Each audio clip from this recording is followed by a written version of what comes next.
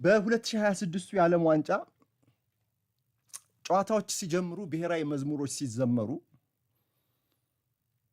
የስፔን ተጫዋቾች ግን ሲዘምሩ ከንፈራቸው ሲንቀሳቀስ በስሜት እንደው የአንገታቸው ስር ሲወጣጠር አላየንም።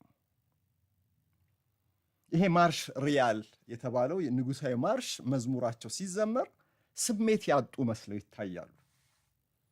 ነገሩን ትክክለኛ ምክንያቱን ላላወቀ በስፔን እግር ኳስ ውስጥ በስፔን ፖለቲካ ውስጥ ያለው ክፍፍል ታሪካዊ የሆነ የነጻነት ጥያቄ፣ የብሔርተኝነት ጥያቄ፣ ሌላም የአንድነት ጥያቄ በእግር ኳስ ብሔራዊ ቡድኑ ተጫዋቾች ላይ መጥቶ የስሜት ፍልሚያ እየፈጠረ ምናልባት ዝም አሰኝቷቸው ይሆን እንዲህ ብለው የሚጠይቁም አሉ። እስቲ የፖርቱጋል ብሔራዊ ቡድን ተጫዋቾች ሲዘምሩ እዩ።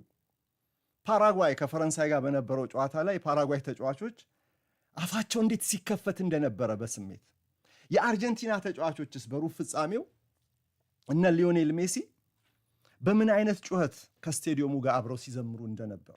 ጣሊያን የዓለም ዋንጫ ላይ አልተሳተፈችም፣ ዘንድሮ ወድቃለች። ግን የጣሊያን ብሔራዊ ቡድን ብሔራዊ መዝሙሩን ሲዘምር ደግሞ ከማንም በላይ በስሜት ተወጣጥሮ ይታያል። ለምን ስፔን ታዲያ እንደዚህ ሆነ? ጥያቄው ቀላል መልስ ነው ያለው። የስፔን ብሔራዊ ቡድን መዝሙር ግጥም የለውም። አዎ ግጥም የለውም። የግጥም ስንኞች የሉትም። የሚዘመርለት ነገር የለውም። ስለዚህ ተጫዋቾች ከጨዋታ መጀመር በፊት ምንም አይነት ፖለቲካዊ ሞቲቭ የላቸውም። ዝም በማለታቸው ትክክል የሚዘመር ነገር ስለሌለ፣ ስለዚህ ነው ያው ማርሽ ሪያል ይሉታል እነሱ። ንጉሳዊ ማርሽ ነው እንጂ ግጥም ያለው መዝሙር አይደለም የስፔን ብሔራዊ መዝሙር።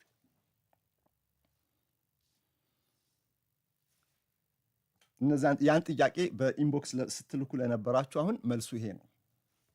እንዴት ሊሆን ቻለ? ይሄ ሙዚቃው ብቻ ለወታደራዊ ሰልፍ የሚያገለግል ማርሽ አይነት ነው። ሜሎዲው በ18ኛ ክፍለ ዘመን ከዛ ጊዜ ጀምሮ ነው በስፔን የሚታወቀው። በስፔን ሰራዊት ውስጥ እግረኛ ክፍለ ጦር በ1761 የነበረ ግራናዴሮስ የሚሏቸዋል እነሱ የጦር ክፍሎች ለመጀመሪያ ጊዜ የተጠቀሙበት ማርሽ ነው። እነርሱ ለሰልፉ ነው የሚጠቀሙበት ሙዚቃውን። በስፔን ሕዝብ ዘንድ ግን ተወዳጅ እየሆነ መጣ እና በ1770 እንደ ፈረንጆቹ አቆጣጠር ይሄ የክብር ማርሽ ወይም ንጉሳዊ ማርሽ የሚል ስም ወጣለት። ከዚያ በዚህ ስያሜ ይታወቅ ጀመርና የክብር መዝሙር ተደርጎ የክብር ሙዚቃ ተደርጎ ተወሰደ እና በ1908 ባርቴሎሜ ፔሬዝ ካሳስ በተባለ የንጉሳዊ ዘብ ኮር ሙዚቀኛ ተቀናብሮ ተስተካክሎ እስከ ዛሬ ድረስ ከትውልድ ትውልድ ሲቀባበል ቆየ ማለት ነው።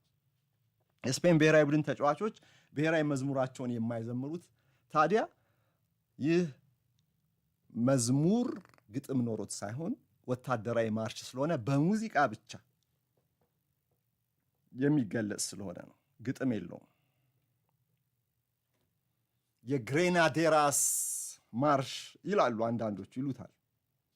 መዝሙር አይደለምና ማርሽ ነው። ማርሽ ተብሎ ነው የሚታወቀው።